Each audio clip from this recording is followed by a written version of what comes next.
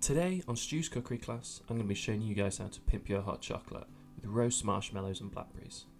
I'm just going to pop our marshmallows in piles of 3 on a tray and sprinkle blackberries over the top. We're then going to melt our chocolate, putting it in the microwave for about 10 to 20 seconds and stirring in between.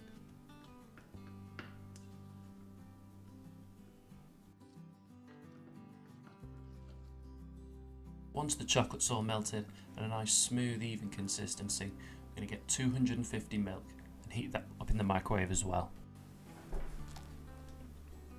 We're then going to pop our marshmallow and blackberry tray in the oven for 5 minutes on 180 and mix our chocolate and milk together.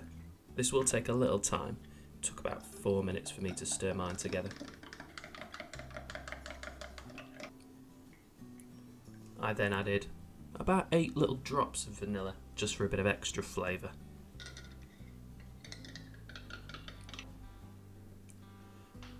Once your marshmallows are ready, they should be nice and golden.